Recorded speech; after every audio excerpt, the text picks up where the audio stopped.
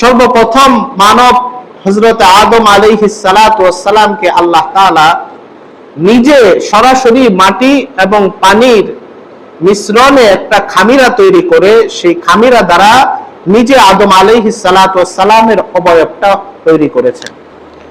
তাফসিরে মাজহারি এবং কয়েকটা তাফসিরের মধ্যে আসছে যে ওনাকে বানানোর পরে যেহেতু মাটি এবং পানির দ্বারা ওনাকে তৈরি করা হয়েছে, আর এই দুইটা বস্তু এরকম যেটা ক্ষণে ক্ষণেই পরিবর্তন হয়, ওনার আকৃতিটা গঠন করে রেখে দেওয়ার পরে সেটা শুকিয়ে গিয়েছে, শুকিয়ে এমন অবস্থা হয়েছে যে সেখানে টোকা দিলে, আওয়াজ দিলে এখন ঠন ঠন আওয়াজ করে।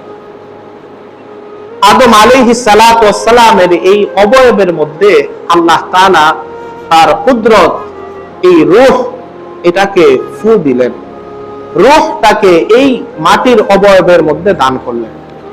তাফসিরের গ্রন্থে এসেছে আল্লাহ তাআলা যখন আদম আলাইহিস সালাতু ওয়াস সালামের এই ঠনঠনা মাটির অবয়বের মধ্যে আল্লাহ তাআলার কুদরত, রূহ দান করলেন, সাথে সাথে এই মাটির তৈরি এই আদম রক্ত, মাংস, হাড্ডি, শিরা, উপশিরা, রগ, এই সব কিছুতে পরিপূর্ণ রূপে একটা মানুষ হয়ে গেল। সুবহানাল্লাহ।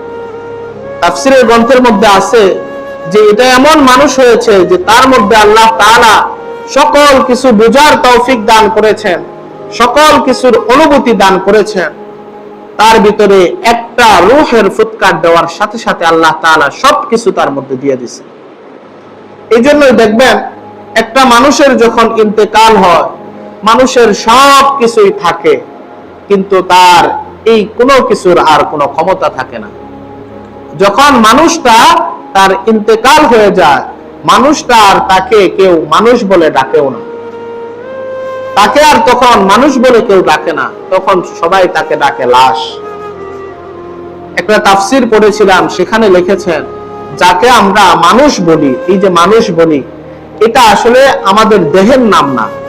এই মানুষটা আসলে এটা হইলো এই যে মানুষের ভিতরে একটা রূহ আছে যেটা দেখা যায় না, সেটার নাম। আর এটা হইলো রূহের অবয়ব, দেহ, এটা রূহের অবয়ব, দেহ, এটার নাম মানুষ না। যদি এটার নামই মানুষ হইতো তাহলে আব্দুর রহমান মারা গেলে মানুষ বলতো যে আব্দুর রহমানের লাশ, আব্দুর রহমানকে নিয়ে আসো, তখন আর আব্দুর রহমান বলে না, তখন বলে লাশটা নিয়ে আসো, লাশের গোসল দাও, লাশের জানাজা পড়াও, লাশটাকে দাফন করো। তখন আর কেউ বলে না আব্দুর রহমানকে দাফন করো, আব্দুর রহমানকে গোসল দাও, এটা আর কেউ বলে না। তখন বলে কি লাশটাকে দাফন দাও, লাশটাকে গোসল দাও। তার মানে এই দেহের কোনো দাম নাই, এই দেহটা একটা শুধুমাত্র অবয়ব, আসল মানুষ হইল রূহ।